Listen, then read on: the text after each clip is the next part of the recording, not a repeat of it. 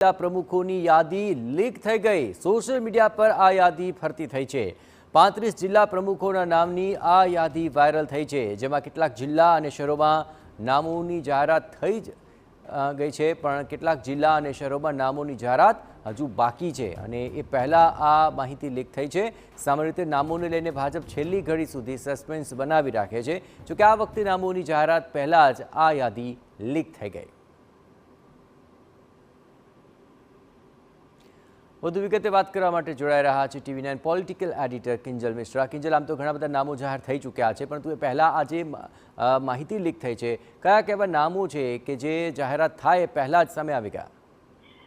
जी देखो 33 થી વધુ જિલ્લાઓના નામોની યાદી છે તે નામો જાહેર થવાના છે તે પ્રકારની જે વાત હતી તે સવાર TV9 દ્વારા કહેવામાં આવી હતી, પરંતુ જે રીતે દક્ષિણ ગુજરાતની વાત કરવામાં આવે કે જે રીતે ઉત્તર ગુજરાતની વાત કરવામાં આવે કે જે નામો માટે હજુ નિરીક્ષકો જવાના છે, માફ કરશો ક્લસ્ટર ઇન્ચાર્જ છે તે જશે અને નામો જાહેર કરવામાં આવશે તે પહેલા જે યાદી છે તે જાહેર થઈ ચૂકી છે।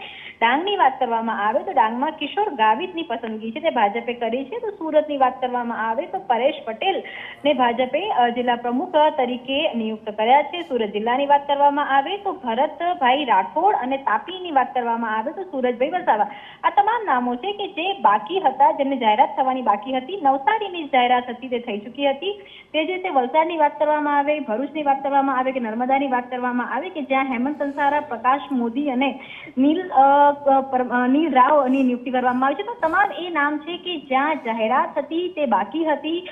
વડોદરાની જાહેરાત થઈ ચૂકી હતી। છોટાઉદેપુર, આણંદ મોટાભાગના એવા જિલ્લાઓ હતા કે જ્યાં યાદી જે નામો હતા ક્યાંક 4 વાગે, જેમ કે અમદાવાદ જિલ્લાની વાત કરવામાં આવે તો અમદાવાદ જિલ્લામાં 4 વાગે કહી શકાય કે નામો જાહેર કરવાના હતા। તે જ રીતે રાજકોટ શહેર અને જિલ્લાની વાત કરવામાં આવે ત્યાં 5 વાગ્યાનો સમય આપવામાં આવ્યો હતો, પરંતુ યાદી જાહેર થઈ ગઈ છે અને કહી શકાય કે એક તરફ કાર્યકર્તા હોય કે જેની જિલ્લા પ્રમુખ તરીકે વરણી કરવાની હતી તેમને હિન્ટ આપવામાં આવી હતી, પરંતુ જે સસ્પેન્સ ભાજપ રાખે છે તે સસ્પેન્સ છે તે અહીંયા પૂર્ણ થઈ ચૂક્યો છે અને તેની સાથે જ યાદીની જો માનીએ તો જે મહાનગર અને જિલ્લા બાકી રહેશે એટલે કે વડોદરા જિલ્લા, ખેડા જિલ્લા, ગાંધીનગર મહાનગર, અમદાવાદ, પોરબંદર અને પંચમહાલ, આ જે 6 જગ્યાઓ છે ત્યાં નામોની જાહેરાત નથી થવાની। બાકી આ તમામ જે નામો છે હવે તો સત્તાવાર રીતે તેની પુષ્ટિ પણ આડકતરી રીતે કમલમ તરફથી કરવામાં આવી રહી છે કે આ તમામ નામો છે તેની પસંદગી કરવામાં આવી છે। એટલે કે નામોની જાહેરાત પહેલા ભાજપ કે જે હંમેશા સસ્પેન્સ ક્રિએટ કરવામાં માને છે તેના નામો છે, યાદી છે તે લીક થઈ ચૂકી છે, સોશિયલ મીડિયા પર વાયરલ થઈ રહી છે। હાલાકી તેનું એપિસેન્ટર એ સૌરાષ્ટ્ર માનવામાં આવી રહ્યું છે।